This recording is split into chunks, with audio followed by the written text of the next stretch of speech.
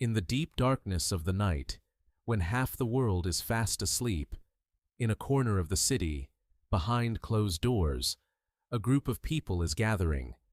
This is no ordinary assembly.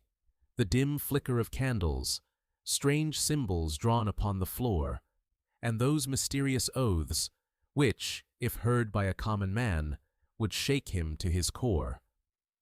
In Part 1, we only touch the surface of who the Freemasons are, but today, in Part 2, we will descend into depths from which there is no return. We will witness that which even their own lower-level members do not know, the dramas of life and death played out within their halls. So, dim the lights and steady your hearts, because today's story is about opening doors that have been sealed for centuries. To understand Freemasonry, we must first understand its fundamental structure. This is not the work of a single day, but a journey known as a progressive system. To become a master, a common man must pass through 3 terrifying and mysterious stages known as degrees. And here arises our first and most critical question. What exactly is taught in these 3 degrees? How is a stranger treated on his very first night? And what secret of death lies hidden within the 3rd degree?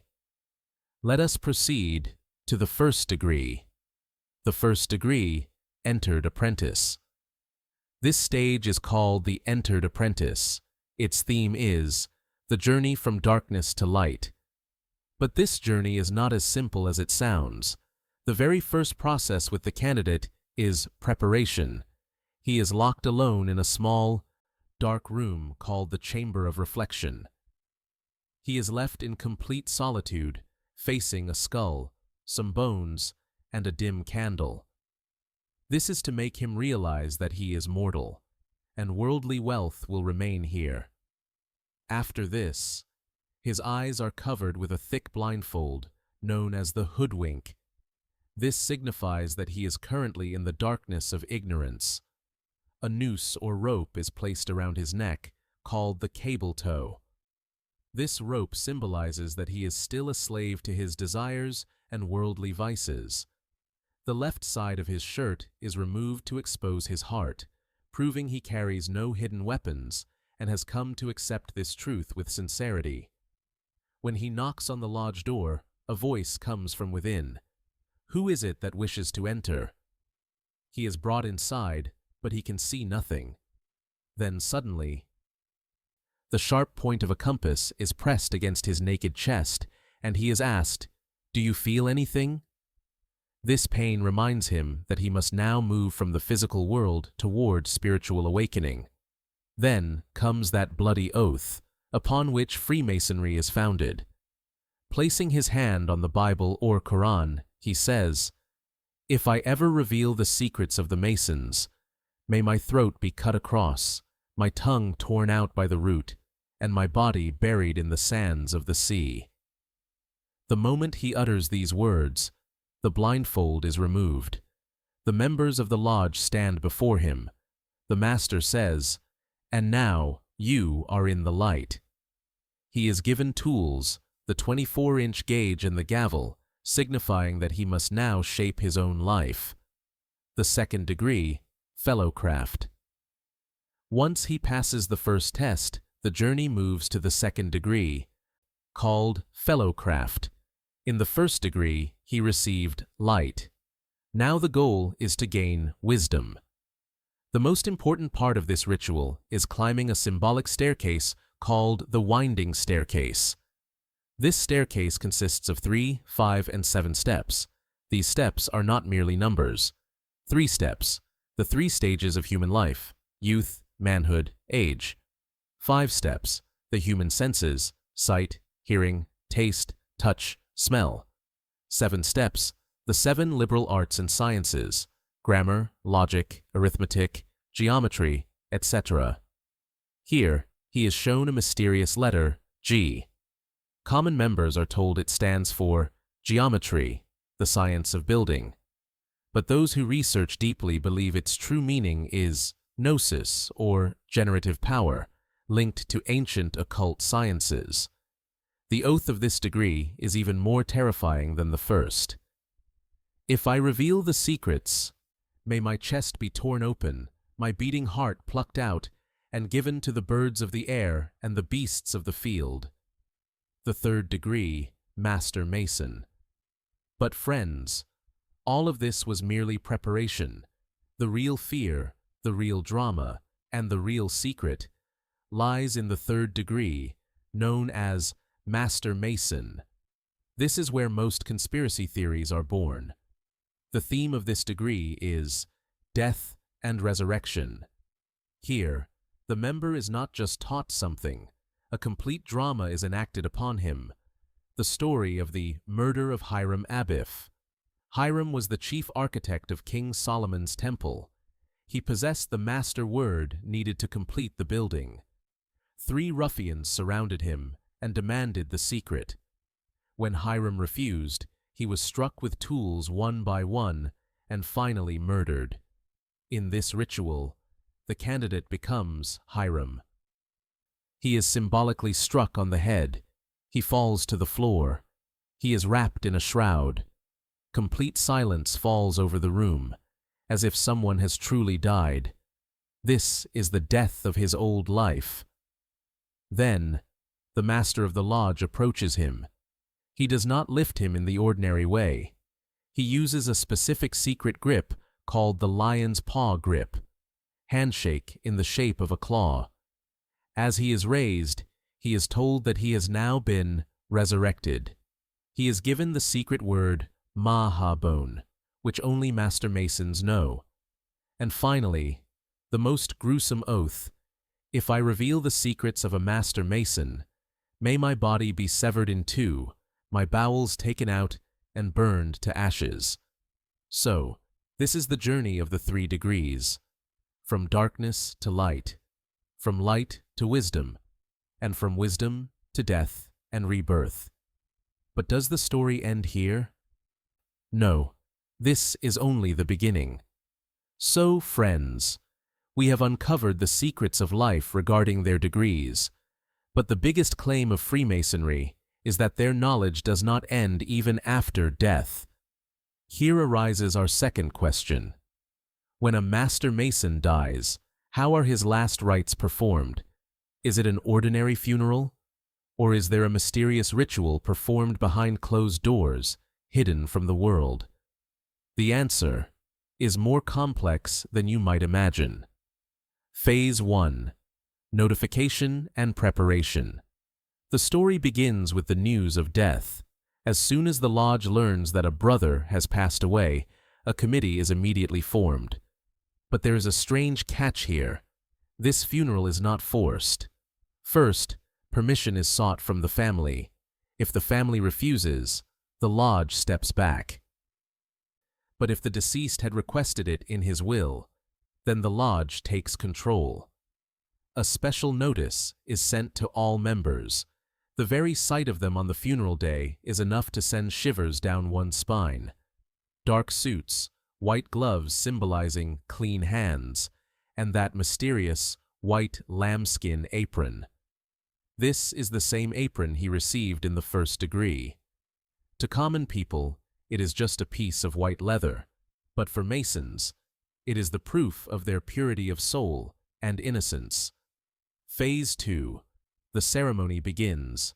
At the funeral site, whether it be a church or a hall, the members form a specific line. The leader of the lodge, called the Worshipful Master, approaches the casket. Suddenly, 3 sharp sounds pierce the silence. Knock, knock, knock. It is the sound of the Master's gavel. This is the declaration that the Masonic funeral has officially begun. No ordinary religious prayer is offered here. The chaplain steps forward and recites a prayer that could be for any religion. The name of God is not mentioned. Instead, he is invoked as the great architect of the universe. 3 items are placed near the casket: their sacred book, the square, and the compass. Phase 3. The apron and the acacia. Then the master delivers the eulogy. But strangely, He doesn't talk about what kind of father or husband the man was. He only speaks of what kind of Mason he was. Then comes the most critical moment. The master lifts the deceased's personal apron and declares in a solemn voice, "This apron is more ancient than the golden fleece and more honorable than the Roman eagle." And then, this apron is placed inside the casket with the body. Conspiracy theorists believe this apron is actually a passport to heaven, so he may be recognized in the Grand Lodge of the afterlife. Immediately after, every Mason holds a small evergreen sprig in his hand, the acacia. One by one, all members approach the casket and place the sprig with the body. This ritual recalls the grave of Hiram Abiff and claims that the soul never dies. Phase 4. The Graveside Ritual. If the burial is taking place at a cemetery, the scene becomes even more mysterious. All members stand in 3 concentric circles around the grave, representing their 3 degrees. As the body is lowered, the master throws earth 3 times, saying, "Earth to earth, ashes to ashes, dust to dust." And finally, he strikes the gavel 3 times. These 3 knocks have a deep meaning. First knock, death. Second knock, the search for truth. Third knock, resurrection. At the end of the ceremony, the master says, "Our labors are done, we shall meet again."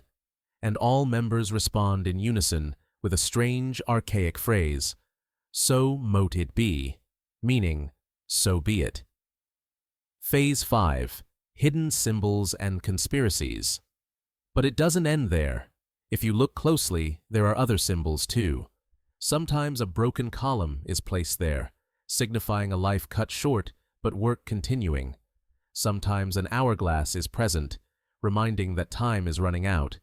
And sometimes the scythe of death, a reminder that death cuts down the rich and poor alike.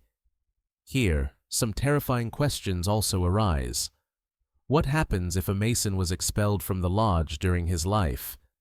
The answer is harsh. He receives no Masonic funeral. His apron is taken back, and he dies an anonymous death. People also ask if anything is hidden in the casket. Rumors suggest that special rings or secret documents are also buried. Presidents like George Washington and Harry Truman were buried with these very rituals. The rational rebuttal. But friends, let's pause and think. In the 3rd degree, these people enact the drama of raising the dead.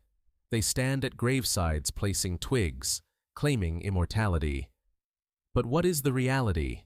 The reality is harsh and undeniable. It is the law of nature that once the thread of breath snaps, it is gone forever. No secret password in the world, no apron, and no magical sprig can create movement in a lifeless body.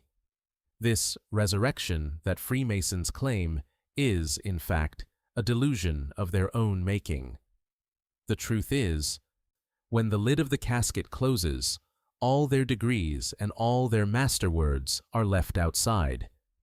These rituals are nothing more than a psychological game for the living, for the dead. All of this is meaningless.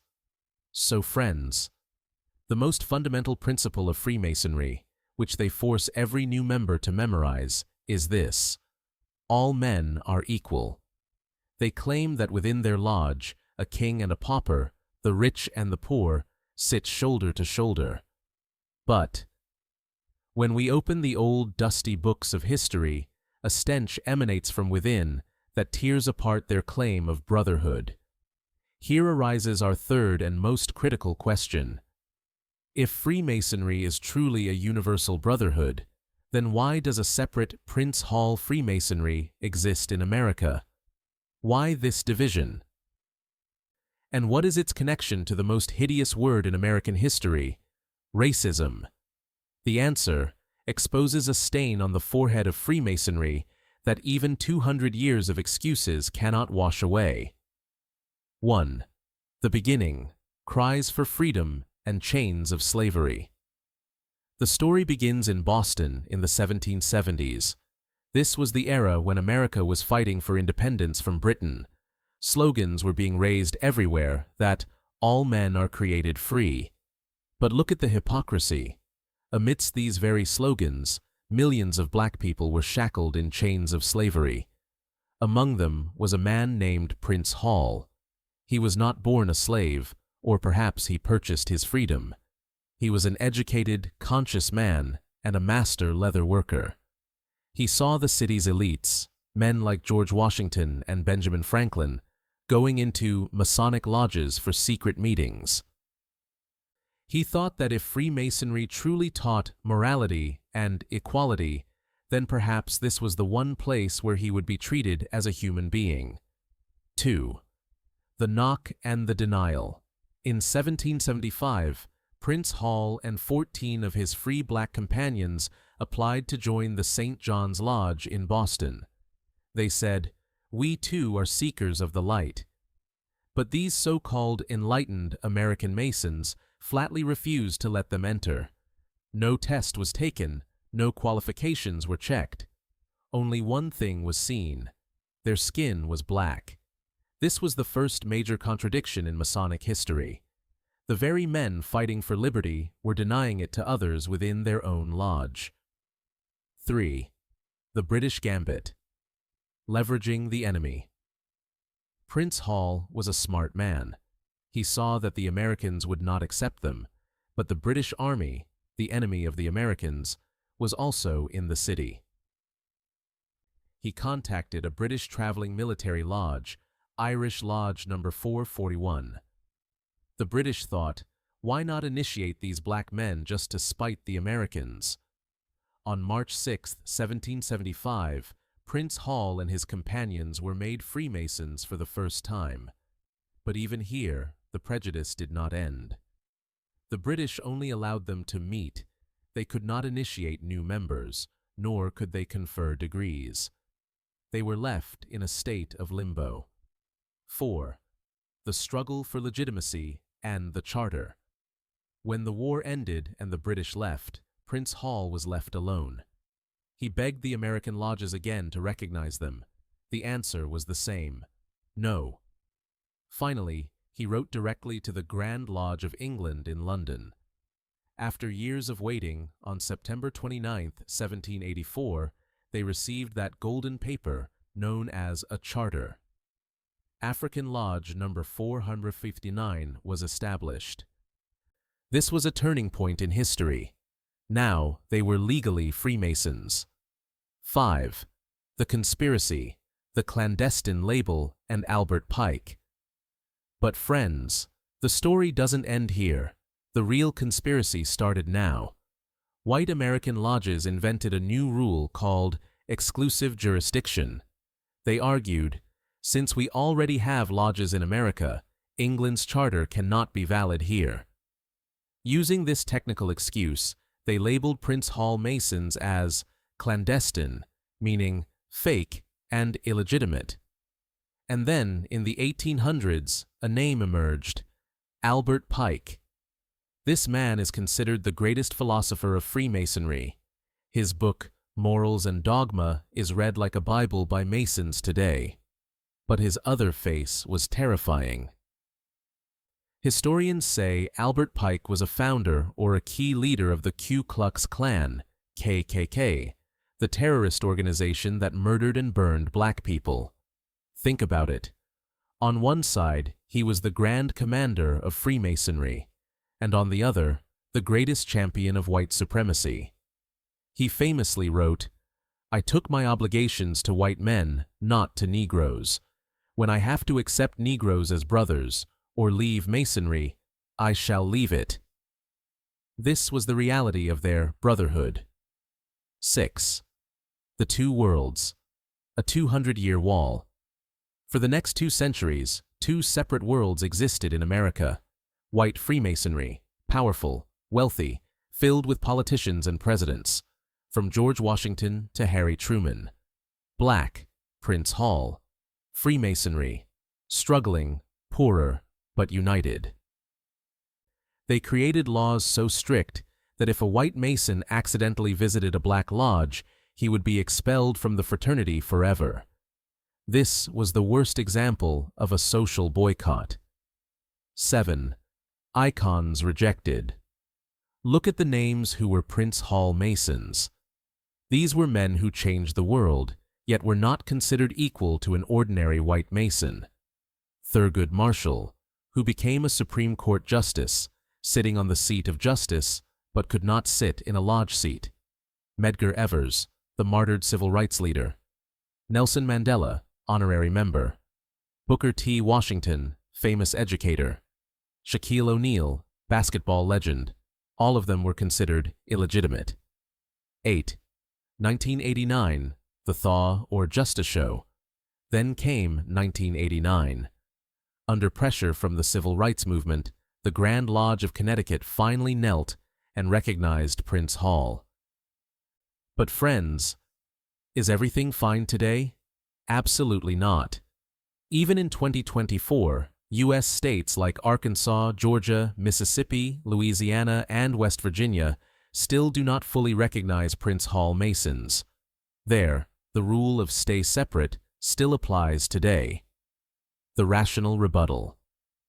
Now, let's think with a cool mind.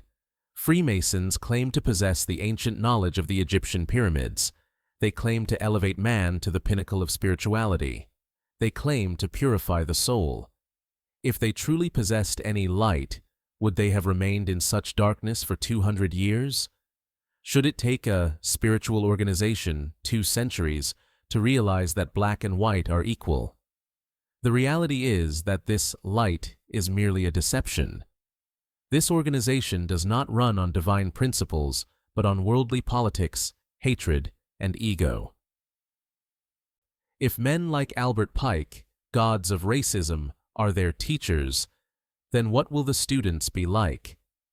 This racial prejudice is the final nail in the coffin of Freemasonry, proving it is not a sacred society, but a private club of the white elite, and Prince Hall is merely a reaction to it. So friends, we have seen the dark chapters of history. But the influence of Freemasonry is not limited to the past.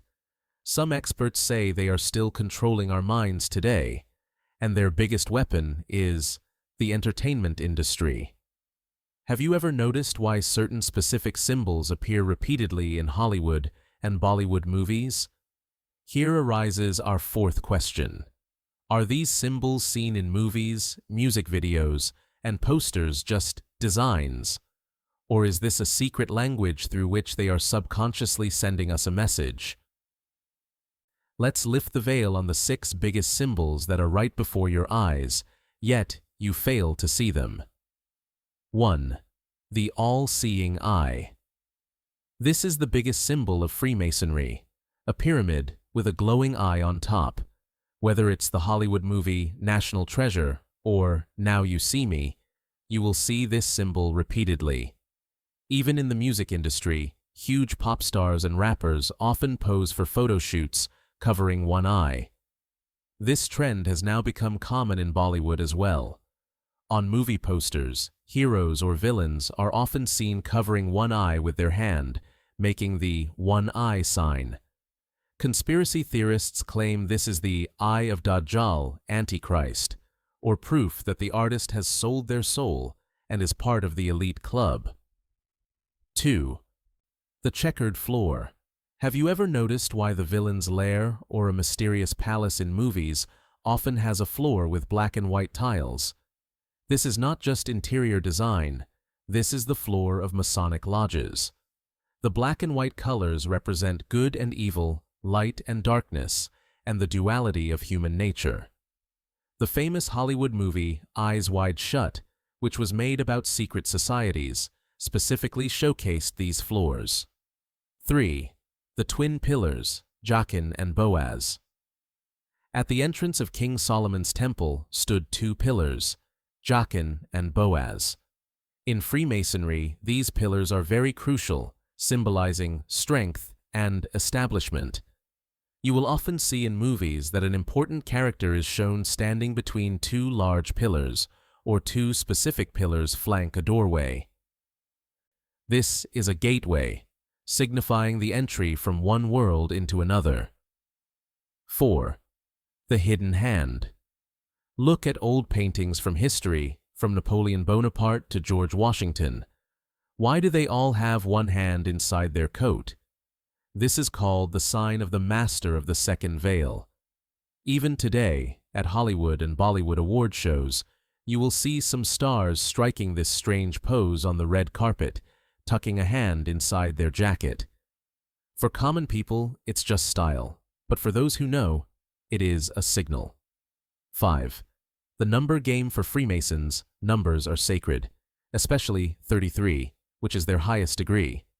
In movies, license plates, room numbers, or clocks often show the time 3:33. This is rarely a coincidence. It is often an Easter egg from the director. Similarly, the numbers 11 and 7 are repeated frequently. 6. Compass and square. Sometimes these signs are very subtle. A painting on a background wall or a design on the floor, if looked at closely, forms the shape of the compass and square. Even in cartoons like The Simpsons or SpongeBob, Masonic lodges and aprons have been shown multiple times. Children don't understand it, but adults are left amazed. The reality check, the rational rebuttal. But friends, here we must move beyond emotions and use our intellect. The question is this really all a grand conspiracy? Or is it a game of our own psychology? Fact 1. Many directors and art directors are not Freemasons themselves, but they use these symbols because they look mysterious and cool. A black and white floor looks visually stunning on camera. It doesn't necessarily make it Masonic. Fact 2. The human brain has a habit of finding patterns. This is called pareidolia.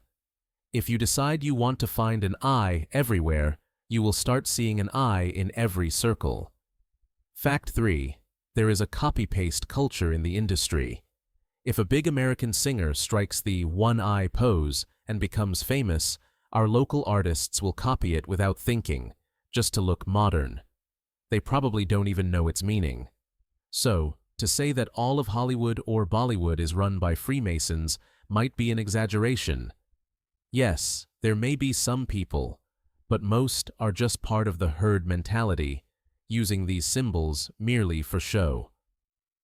So, friends, we have seen the secrets inside the lodges, but outside the lodges, the world's greatest, oldest, and most powerful religious empire was lying in wait for them. That power was the Vatican City and the Catholic Church. Here arises our fifth and most sensational question. Why was the Pope so terrified of these builders? What happened that led the Church to label Freemasons as agents of the devil and ban them forever? And have Freemasons truly infiltrated the Vatican?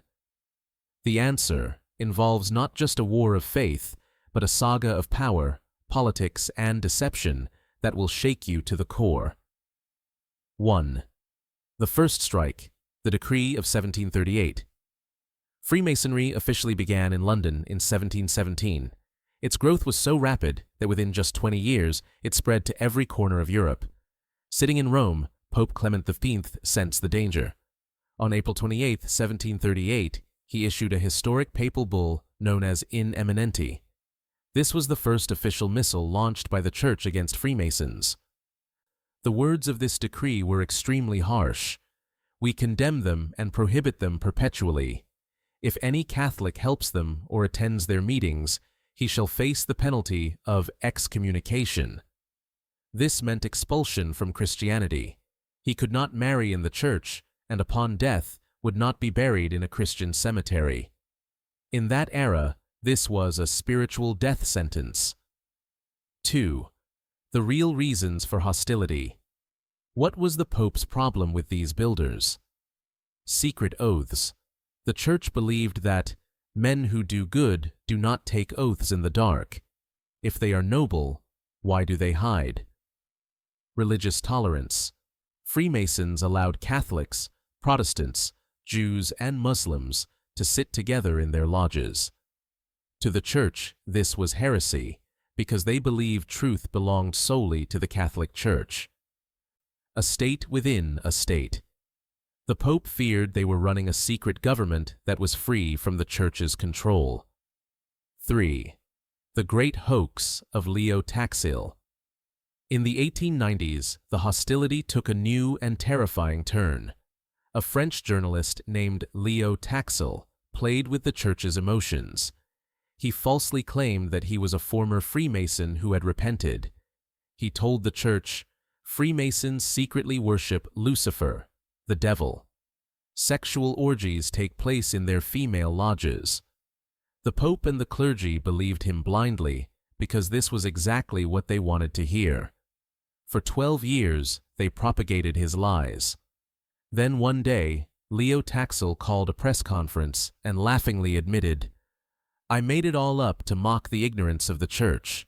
It was a slap in the face of the Church, but the damage was done." Even today, most people call Freemasons devil worshippers based on this very lie. 4. The Modern Scandal, the P2 Lodge and God's Banker. If you think this is ancient history, let's move to the 1980s. A scandal erupted in Italy that shook the foundations of the Vatican. There was a lodge called Propaganda Due, or P2. It was an illegal Masonic lodge consisting of Italy's politicians, spies, and bankers. Its link led directly to the Vatican Bank. The head of the Vatican Bank, known as God's Banker, Roberto Calvi, was a member of this lodge. When the embezzlement was exposed, Roberto Calvi's body was found hanging under Blackfriars Bridge in London. His pockets were stuffed with bricks. It looked like a clear Masonic murder. This event proved that the Church's worst fear had come true. Freemasons had infiltrated the very heart of the Vatican. 5. The Current Stance. The Verdict of 1983. In 1983, when the new canon law was released, the name of Freemasonry was removed. People thought the ban was lifted. But immediately after, Cardinal Ratzinger, who later became Pope Benedict, issued a stern declaration. The Church's judgment has not changed. The principles of Freemasonry are irreconcilable with the Church. Any Catholic who joins them is in a state of grave sin and cannot receive Holy Communion. Even today, technically, this war continues. The rational rebuttal, power versus faith. But friends, let's analyze this war beyond emotions. This was not a war between God and the devil, but a war for control. For centuries, the Church was the sole master of European minds. Even kings bowed before the Pope. Then came the Freemasons. They were the champions of the Enlightenment. They sat people in lodges and said, "Do not blindly follow kings and priests. Study science. Ask questions." The Church realized that if people started thinking, the Church's shop would close. This is exactly what happened in the French Revolution. Masons overthrew both the monarchy and the Church. The Pope wasn't afraid that Masons worshiped the devil. The Pope was afraid that Masons no longer worshiped the Pope. It was a clash of two powers, and in this clash, religion was merely used as a weapon. So friends, until now, we have witnessed the internal rituals of Freemasonry, their prejudices, and their war with the Church. But all these things are insignificant compared to the mother of all conspiracies, which has spread fear across the entire globe today. Here arises our 7th question. Is Freemasonry truly just a social club, or is it merely a mask for a much larger and more dangerous organization? Are Freemasons and the Illuminati one and the same? And do they truly intend to establish a new world order to rule the entire world under one government? The answer is the story of the most dangerous and secret alliance in history. 1. The Birth of the Beast, May 1st, 1776. The story begins in the region of Bavaria, Germany. There was a university professor named Adam Weishaupt. He was trained as a Jesuit, but harbored a deep hatred for the church and monarchy. He devised a plan, a world with no religion, no kings, and no family structure. On May 1st, 1776, remember, this is the same year America declared independence from Britain, Weishaupt founded a secret society named the Order of the Illuminati. Illuminati means the Enlightened Ones. Its goals were terrifyingly clear: abolition of all national governments, abolition of private property and inheritance, abolition of patriotism, destruction of all religions, and finally, the establishment of a one-world government. 2. The Great Infiltration. The serpent enters Freemasonry. Weishaupt was cunning. He knew he had only a few students, and if he operated openly, the government would execute him. He needed a cover. He saw that Freemasonry was spread across Europe, filled with wealthy, powerful, and influential men. It was a ready-made network. He ordered his key associate, Baron von Nigg, to join Masonic lodges. The plan was: use the shell of Freemasonry, but make its core Illuminati. 3. The Congress of Wilhelmsbad. When everything changed, 1782. The moment in history when Freemasonry changed forever came in 1782. A massive Masonic conference was held in the German city of Wilhelmsbad. Top Masons from across Europe gathered there. Conspiracy theorists and some historians argue that at this conference, the Illuminati officially hijacked Freemasonry. It was decided there that the lower-level members, Blue Lodge, would only be taught good morals and charity, but those who reached the higher degrees would be revealed the true Illuminati agenda. The French Revolution, which occurred a few years later, is considered the first major achievement of this alliance. 4. The $1 bill. Mystery, proof, or coincidence. If you think this is just old European history, take a US $1 bill out of your pocket and flip it over. What do you see? On the Great Seal of the United States, there is a pyramid with a capped top, and floating above it is the famous all-seeing eye. Beneath the pyramid, in Latin, is a phrase, Novus Ordo Seclorum. The translation is New Order of the Ages, or what is nowadays called the New World Order. On the base of the pyramid, written in Roman numerals, is MDCC Alexi, 1776. The common American thinks this represents the year of American independence, 1776. But conspiracy theorists argue this is actually the birth year of the Illuminati, May 1st, 1776. The question is, why does a Christian nation, America, have an Egyptian pyramid and these suspicious phrases on its currency? Is this an open declaration that the Founding Fathers were actually following this secret agenda? 5. The Georgia Guidestones, the depopulation agenda.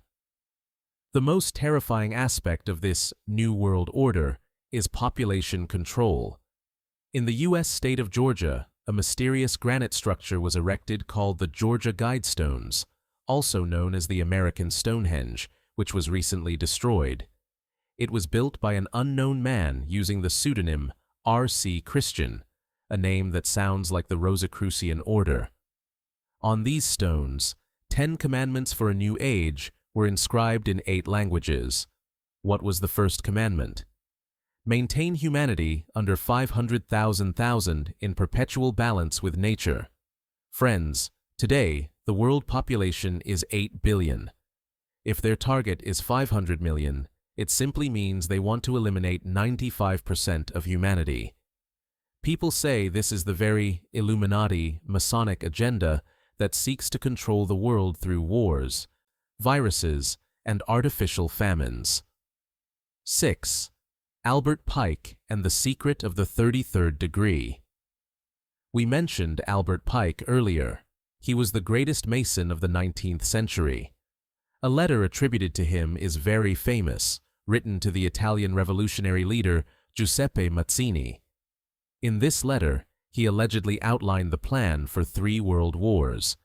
And in his writings, we find a strange philosophy known as the Luciferian doctrine.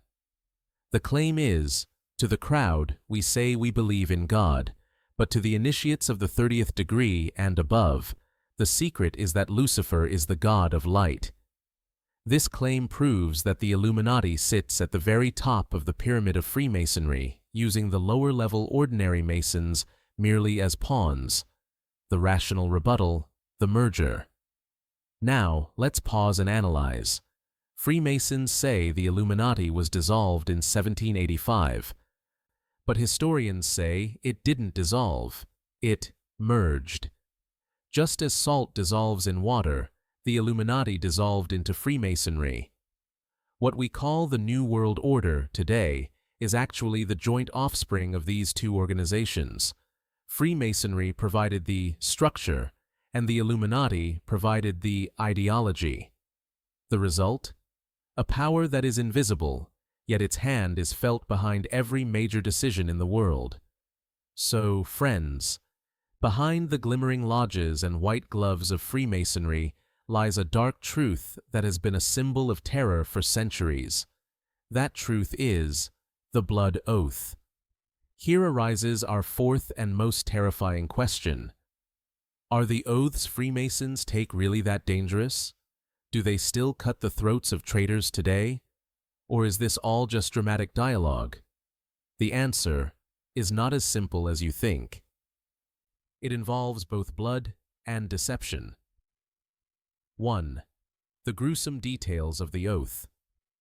When a new member enters the lodge, he must place his hand on the Bible or Quran and swear an oath that sounds like something out of an ISIS manual.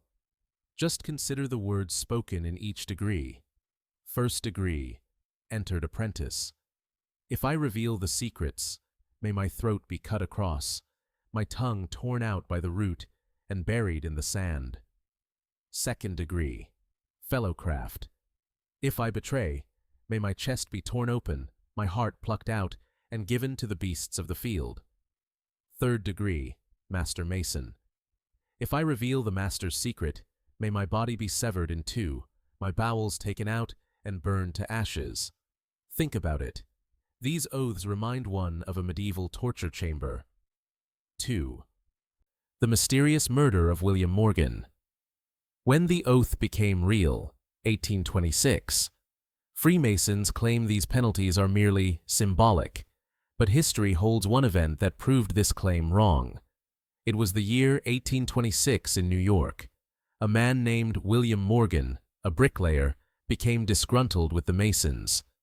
He threatened to publish a book titled Illustrations of Masonry, exposing all the secret rituals, passwords, and handshakes to the world. Panic spread through the lodges. First, he was threatened, then jailed on false charges. And then, on the night of September 11th, 1826, a group of masked men arrived at the jail. They paid Morgan's bail, dragged him out, and forced him into a carriage. After that, William Morgan was never seen alive again. Some say he was drowned in Niagara Falls.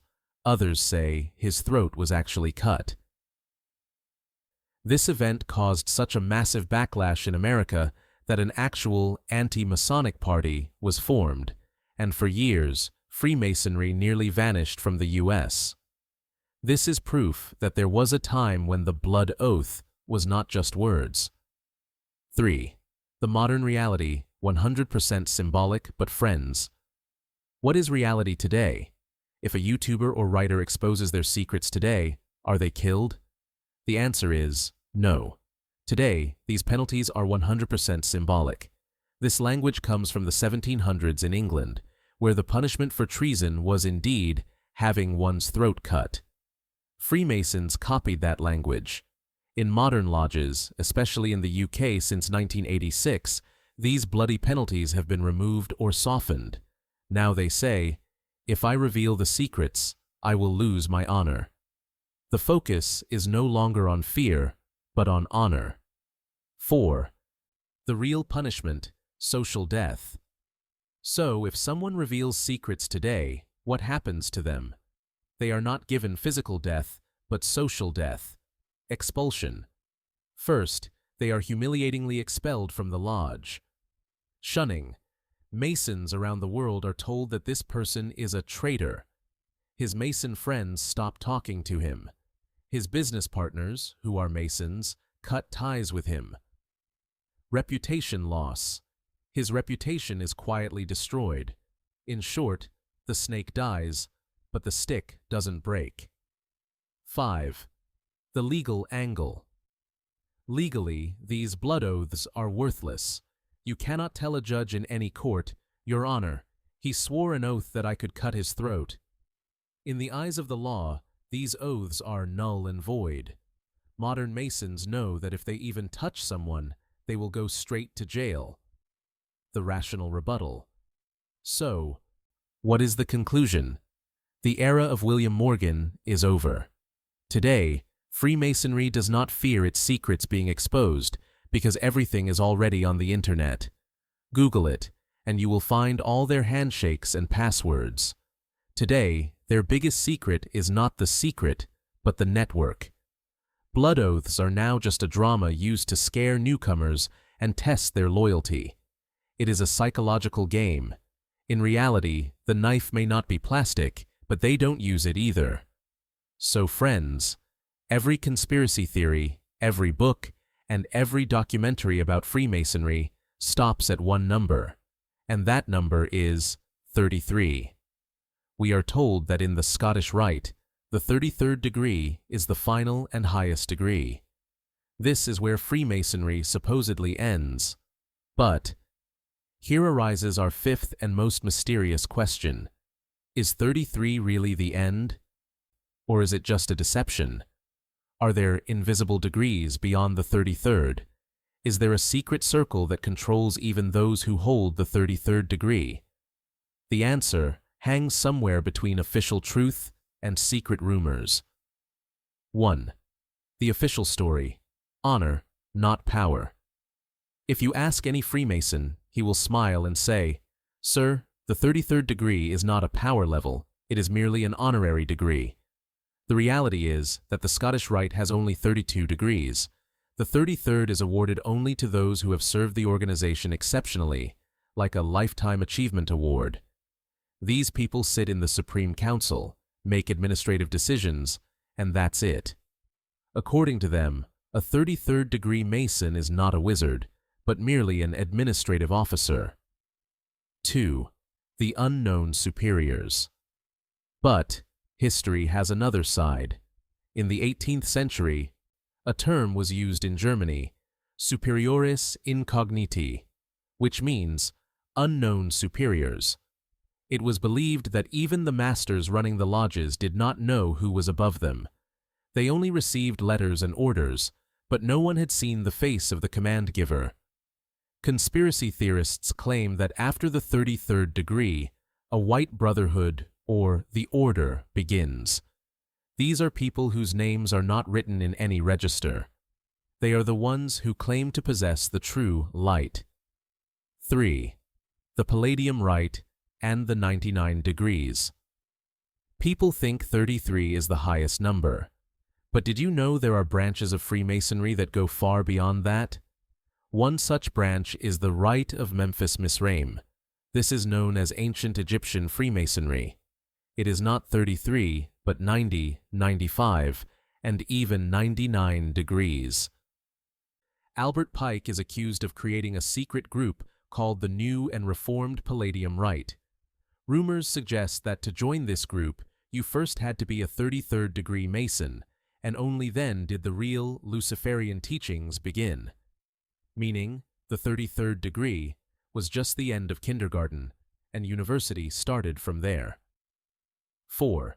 The confusion, York Rite and Shriners. Here, a misconception must be cleared. In America, there are the York Rite and the Shriners.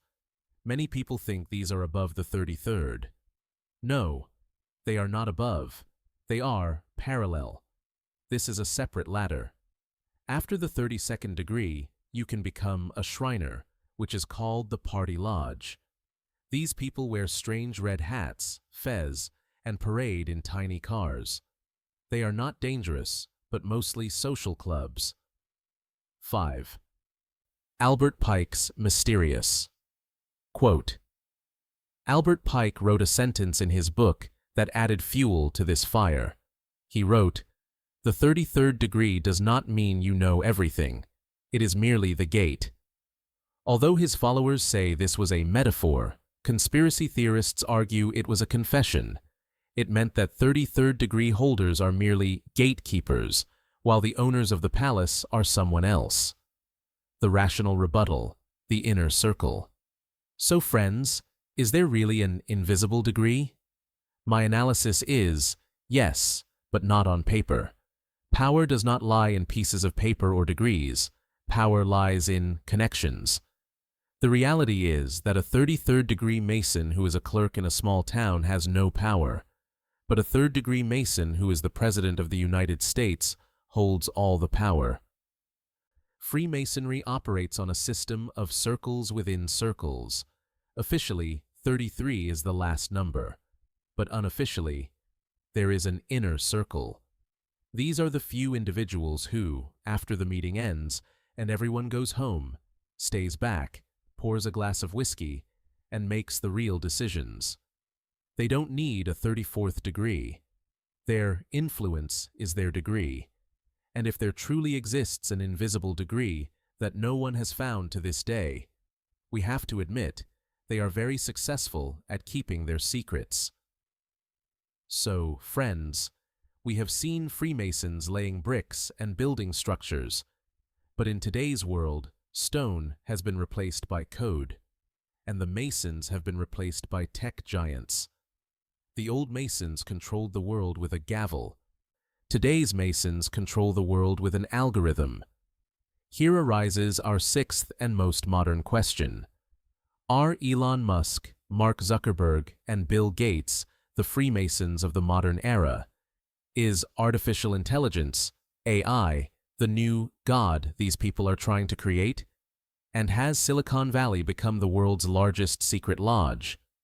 The answer is a fusion of technology and magic that will give you goosebumps. 1. The old guard versus the new guard. First, let's clear up who is a confirmed Mason. The King of Cars, Henry Ford, was a devout Freemason. He laid the foundation of modern industry. But what about today's billionaires? Elon Musk. There are thousands of theories online. He has been seen wearing jackets with strange symbols, like Novus Ordo Seclorum. But officially, no proof. Mark Zuckerberg. Facebook's logos and the meta symbol, which looks like infinity or a snake eating its tail, create suspicion. But he is not a member of any lodge. Jeff Bezos and Bill Gates. Only rumors exist about them. But friends, they don't need to wear an apron. Their philosophy matches Freemasonry 100%. How? Let's see. 2. Transhumanism. The quest to deify man. What is the ultimate goal of Freemasonry? To hew the rough stone and make man a perfect being. What is the biggest religion of Silicon Valley today? Transhumanism. This means making humans so powerful through technology that they don't age, don't get sick, and perhaps never die. What is Elon Musk's company Neuralink doing? Putting a chip in the brain. This is the same ancient alchemy. The only difference is that old wizards wanted to become immortal using herbs.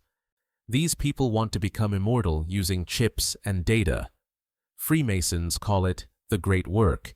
Silicon Valley calls it the Singularity. The names are different. The goal is the same. 3. Artificial intelligence, the new great architect. Freemasons call God the great architect of the universe, a God who belongs to no specific religion, just a creator. What are today's tech leaders building? A superintelligence, AI. Former Google engineer Anthony Lewandowski actually registered a church named Way of the Future. Its purpose? To worship AI as a godhead. Conspiracy theorists say These people know humans are flawed. So, they are creating a digital god that will control the entire world. This is the most modern form of Masonic deism, a god created by man himself. 4. The rituals of Silicon Valley. If you think these people only write code, you are wrong. They participate in strange rituals. Bohemian Grove. Every year, the world's richest men, politicians, bankers, tech leaders, gather in the forests of California. There stands a 40-foot-tall owl statue, in front of which they perform bizarre mock sacrifice rituals. This is a secret brotherhood, just like Freemasonry. Burning Man Festival. Elon Musk and Zuckerberg often attend this. In the desert, a giant wooden effigy is burned. It looks like a party, but its roots are found in ancient pagan rituals. This proves that these scientists internally hold a mindset that is somewhat mystic or magical. 5. Uploading consciousness. Scientific immortality. Freemasons believe in the immortality of the soul. Tech billionaires say, "We will upload your brain to a computer. You will live on the internet even after death." This is the same old dream, to defeat death. Freemasons placed a sprig of acacia on the grave. These people are preserving data in servers. The method has changed. The desire remains the same. The rational rebuttal, the New World Order 2.0. So friends, what is the truth? Do Elon Musk and Mark Zuckerberg wear white aprons and hold secret meetings at night? Probably not. They don't need to. The goal of Freemasonry was control and knowledge. Today, Google has all your information. Facebook knows your deepest secrets. The old Masons needed secret handshakes to recognize each other. Today, they have data. The reality is that the tech industry has fulfilled the Masonic dream. They have united the whole world under a digital New World Order. They no longer need to hide in a lodge. We have all become members of their global lodge, and the mobile phone in our hand is the proof of our allegiance. So friends, we have seen the power, the secrets, and the history of Freemasonry. But the most important question about any secret society is not how do you get in, but how do you get out? There is a famous saying, you can leave Freemasonry, but Freemasonry never leaves you. Here arises our seventh and final question. If a person, after knowing their secrets, says, "I want to quit all this," what happens to them? Are they allowed to leave, or is their life made a living hell? The answer lies on a thin line between fear and reality. 1. The official process, the demit paper. Unlike in movies, you cannot simply walk to the lodge door and say, "I quit." There is a strict protocol for this too. The process of resigning is called a demit in Masonic language. You must submit a written resignation letter. Then, the lodge holds a formal vote on whether to accept your resignation or not. If you have cleared all your dues and your record is clean, you are granted a certificate of good standing and allowed to leave. Your membership card is confiscated and your name is struck from the register. On the surface, it looks simple, like canceling a gym membership. But the real story begins after that paper is signed. 2. Immediate fallout, end of benefits. The moment you leave, the doors shut. No access. You can no longer enter the building where you sat for years. Charity and insurance ends. Freemasons provide immense support to the widows and children of their members. Free medical care is available. Quitting means you have burned that entire safety net with your own hands. No Masonic funeral. If you had died as a Mason, you would have received the honor of the apron and acacia. After resigning, you are just an ordinary corpse. There will be no funeral rites from the lodge. 3. Social death, the silent punishment. The biggest punishment for quitting Freemasonry is not physical, but social. It is called shunning. Friends with whom you dined every week will suddenly become busy. Phone calls will stop coming. If your business relied on Masonic clients, orders would suddenly dry up. This is not an official order. It is a culture of silence. They won't call you a traitor, but they will treat you as a stranger. And for a human being, becoming a stranger among friends is worse than death. 4. Dark rumors. Do they haunt you? Conspiracy theories claim, once a Mason, always a Mason. They believe that while you may leave on paper, spiritually you remain bound by their oaths. Some ex-Masons have claimed that strange accidents started happening after they left, car brakes failing, sudden career sabotage, family disputes and divorces. People say this is the effect of black magic, or that influential people in the lodge use the system to teach you a lesson. Although there is no concrete proof of this, the fear is so intense that many people never gather the courage to quit. 5. The road back. Rejoining. Strangely, the door to return is kept open. If you resigned with honor and not in anger, you can return years later. But you will have to go through the voting process again, and this time, the scrutiny will be much stricter. So friends, what is the truth?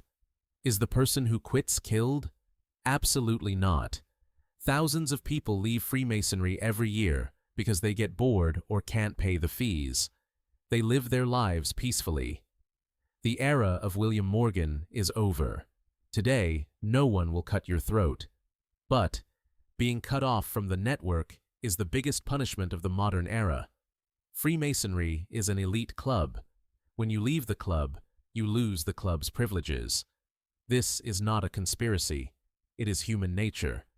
He who is not of the tribe is not for him.